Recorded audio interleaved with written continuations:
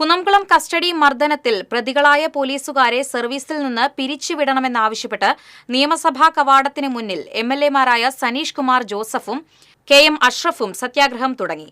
മുഖ്യമന്ത്രി ആഭ്യന്തര വകുപ്പിന്റെ ചുമതല ഒഴിയണമെന്ന് പ്രതിപക്ഷ നേതാവ് വി.ഡി. സതീശൻ ആവശ്യപ്പെട്ടു.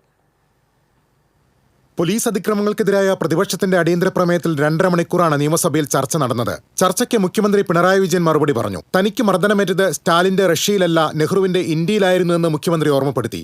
പോലീസ് വലിയ സേനയാണ്. ഏതാനും ചിലർ തെറ്റ് ചെയ്താൽ സംരക്ഷിക്കേണ്ട ബാധ്യതയില്ല. പുതിയ സമീപനം ഉൾക്കൊള്ളാത്തവർ സേനയിലുണ്ടെന്നും മുഖ്യമന്ത്രി സമ്മതിച്ചു. കുറ്റം ചെയ്ത 108 പോലീസുകാരെ പിരിച്ചുവിട്ടിട്ടുണ്ട്.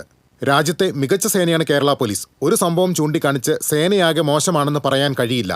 ഏറ്റവും അഴിമതി കുറഞ്ഞ സേനയാണ് കേരള പോലീസെന്നും മുഖ്യമന്ത്രി പ്രതിരോധം തീർത്തു. പോലീസിൽ ഏതെങ്കിലും തരത്തിലുള്ള തെറ്റായ കാര്യങ്ങൾ സംഭവിച്ചാൽ ആ തെറ്റായ കാര്യങ്ങൾക്കെതിരെ കർക്കശമായ നടപടി സ്വീകരിക്കുക എന്നുള്ളതാണ് ഗവൺമെന്റ് സമീപനം. അതിൽ പിരിച്ചുവിടലടക്കമുള്ള നടപടികൾ സ്വീകരിച്ചിട്ടുണ്ട്. അത് കുറ്റത്തിന്റെ കാഠിന്യമനുസരിച്ച് ഇനിയും അതേ സമീപനം തന്നെ തുറന്നു പോവുകയാണ് ചെയ്യുക. കുന്നംകുളം സംഭവത്തിൽ സുജിത്തിന്റെ പരാതിയിൽ ആദ്യം തന്നെ നടപടിയെടുത്തെന്നായിരുന്നു മുഖ്യമന്ത്രിയുടെ വിശദീകരണം. 2023 SIയെയും 4 സിവിൽ പോലീസ് ഉദ്യോഗസ്ഥരെയും സ്ഥലം മാറ്റി. പിന്നീട് വകുപ്പുതല അന്വേഷണം നടത്തി 3 പേരുടെ വേതന വർധനവ് തടഞ്ഞു. ഇപ്പോൾ IG-യുടെ നിർദ്ദേശപ്രകാരം സസ്പെൻഡ് ചെയ്തിരിക്കുകയാണ്. വകുപ്പുതല അന്വേഷണം നടക്കുകയാണെന്നും മുഖ്യമന്ത്രി സഭയെ അറിയിച്ചു. സുജിത്ത് 11 കേസുകളിൽ പ്രതിയാണെന്നും മുഖ്യമന്ത്രി കൂട്ടിച്ചേർത്തു. കുന്നംകുളം പീച്ചി പേരൂർക്കട സംഭവങ്ങൾ ഉന്നയിച്ച് പ്രതിപക്ഷ നേതാവ് വി.ഡി. സതീശൻ മുഖ്യമന്ത്രിക്കെതിരെ ആഞ്ഞടിച്ചു.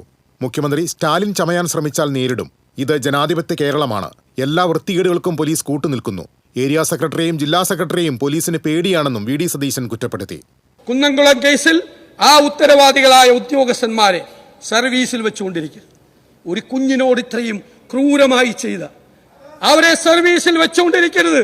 അവരെ സർവീസിൽ നിന്ന് പുറത്താക്കുന്നത് വരെ ഞങ്ങൾ ഈ സമരം തുടരും.